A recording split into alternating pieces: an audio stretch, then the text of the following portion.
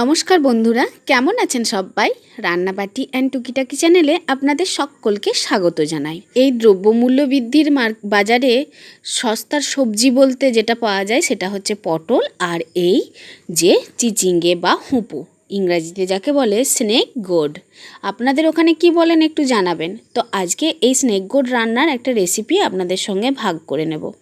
প্রথমেই এটাকে একদম জিরে জিরে করে কেটে তেলে দিয়ে নুন আর হলুদ দিয়ে একটু হালকা করে ভেজে নেব। খুব বেশি ভাজবো না, একটু সামান্য ভাজা ভাজা হলেই নামিয়ে রাখবো, কারণ পরে আমি এটাকে আরও ভালো করে কষিয়ে নেব। কষিয়ে নেওয়ার সময় এটা আর একটু সেদ্ধ হবে, তাই বেশি সেদ্ধ হয়ে গেলে গলা গলা হয়ে যাবে, সেই জন্য ঢাকা দিয়ে একটু হালকা করে ভেজে নেব। এই যে ভাজা ভাজা হয়ে গেছে, এরপর নামিয়ে রেখে কড়াই পরিষ্কার করে আরও একটু সর্ষের তেল দিয়ে দেবো। সর্ষের তেলে ফোড়ন হিসাবে দেব গোটা কালো সর্ষে আর জিরে। ফোড়ন যখন ফটফট করে আওয়াজ করতে শুরু করবে তখন ওর মধ্যে দুটো কাঁচা লঙ্কা দিয়ে দেব। কাঁচা লঙ্কা দিয়ে বেশিক্ষণ অপেক্ষা করব না, তাহলে তেল ছিটকাবে বেশি। সঙ্গে সঙ্গেই কুচনো পেঁয়াজগুলো দিয়ে দেবো।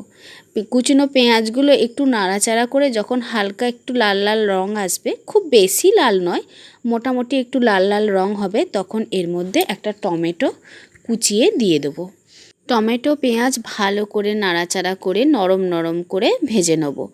যতক্ষণে টমেটো পেঁয়াজ ভাজা হয় ততক্ষণ আপনাদের কাছে একটু রিকোয়েস্ট করি আমার চ্যানেলটা সাবস্ক্রাইব করে দেওয়ার জন্য।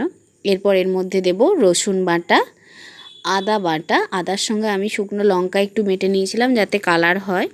আদা রসুন বাটা দিয়ে একটু নাড়াচাড়া করব যতক্ষণ না আদা রসুনের গন্ধটা চলে যাচ্ছে। তারপর জিরে গুঁড়ো, ধনে গুঁড়ো, হলুদ গুঁড়ো দিয়ে ভালো করে কষিয়ে নেব।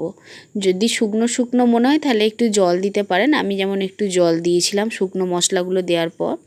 আর দেবো অল্প করে একটু নুন, যেহেতু চিচিঙ্গেটা ভাজার সময় নুন দেওয়া আছে তাই নুনের পরিমাণটা বুঝে বুঝে দিতে হবে।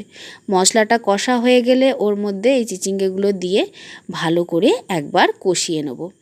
এই কষানোর সময় আমি ঢাকা দিয়ে দিয়ে কষাবো যাতে এর সুগন্ধটা চলে না যায়, আর চিচিঙ্গাটা যেটুকু সিদ্ধ হতে বাকি ছিল সেটুকু যাতে সিদ্ধ হয়ে যায়। এইভাবে নাড়াচাড়া করে করে ভালো করে কষিয়ে নেব। এই মুহূর্তে আমি এটাকে ঢাকা দিয়ে রাখবো। তার আগে একটু জল দিলাম, জলটা একদম মরে গিয়েছিল। আপনি প্রয়োজন বুঝলে জল দেবেন, না বুঝলে দেবেন না। আমি মিক্সি ধোয়া বাটির জল একটুখানি দিলাম। এরপরে যেটা করব, একটা মিক্সিং বলে কিছু বাদাম, চীনা বাদাম নিয়ে নেব, নিয়ে ওটাকে মিহি করে একটা পেস্ট করে নেব। মিহি করে পেস্ট করে নিতে নিতে আমাদের এই চিচিঙ্গাটা অনেকখানি সিদ্ধ হয়ে গেছে, প্রায় সিদ্ধ, একদম কমপ্লিট।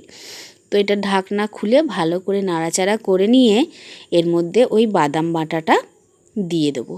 এই বাদাম বাটাটা চিচিঙ্গের স্বাদটাকে দ্বিগুণ করে দেবে। ভাবতেই পারবেন না যে একটা সামান্য চিচিঙ্গা যেটা দিয়ে কিনা আপনি এক থালা ভাত খেয়ে নিতে পারবেন, এত সুন্দর স্বাদ হয় এই তরকারিটা। একদিন চেষ্টা করে দেখবেন। বাস বাদাম বাটা দিয়ে নাড়াচাড়া করে নিলেই রান্না কমপ্লিট। এরপর একটা পাত্রে তুলে নিয়ে আপনি গরম গরম ভাতের সঙ্গে খেয়ে দেখুন, এর স্বাদ ফিরে পাবেন আবার। আমার রান্না করা রেসিপি যদি আপনাদের ভালো লেগে থাকে তাহলে আমার চ্যানেলটিকে সাবস্ক্রাইব করে দিয়ে আমার পাশে থাকবেন। পোস্টটিতে একটি লাইক দেবেন, তাহলে আমি নতুন নতুন রান্না করার উৎসাহ পাই। সবাই ভালো থাকবেন, আর আপনাদের সকলকে অসংখ্য ধন্যবাদ আমাকে সাপোর্ট করার জন্য। এভাবেই সাপোর্ট করুন, পাশে থাকুন। ভালো থাকবেন সবাই। Thank you.